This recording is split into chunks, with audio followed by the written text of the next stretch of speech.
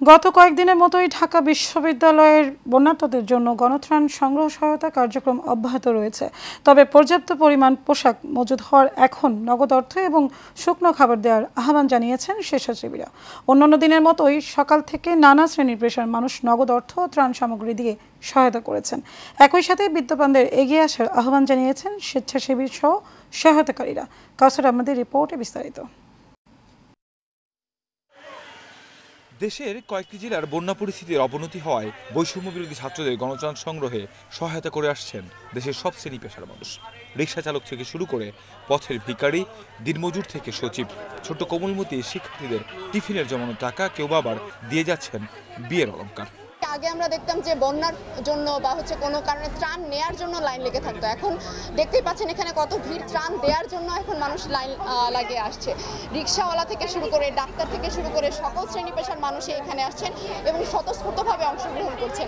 ঢাকা বিশ্ববিদ্যালয়ের এসব কেন্দ্রগুলোতে এসে যে যেভাবে পারছেন বন্যার্তদের জন্য সহায়তা দিচ্ছেন। নগদ টাকা, ওষুধ, পোশাক সহ নিত্য প্রয়োজনীয় নানা পণ্য দিচ্ছেন তারা।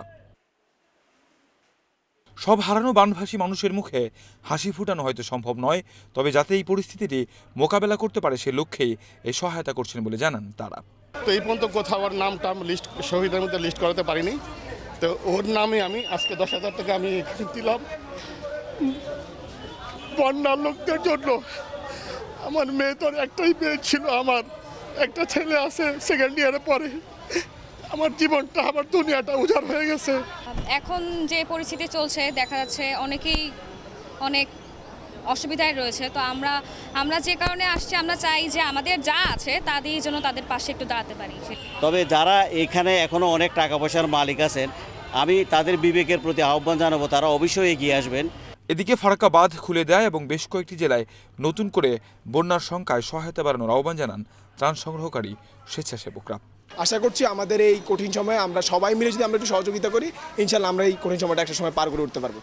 এলাকা অঞ্চল ডুবে গেছে, তাদের জন্য আহ্বান করছি আপনারা সবাই তাদের সহানুভূতি হন এবং তাদের সাহায্যের জন্য এগিয়ে আসেন। তাদেরকে আমি বলবো যে অন্যদেরকে দেখুক, তারা শিখুক, তারা আসুক। শিক্ষার্থীরা জানান ট্রাক সংকটের কারণে এসব ত্রাণ পৌঁছানো কঠিন হয়ে পড়েছে। কাউসার আহমেদ, এশিয়ান টেলিভিশন, ঢাকা।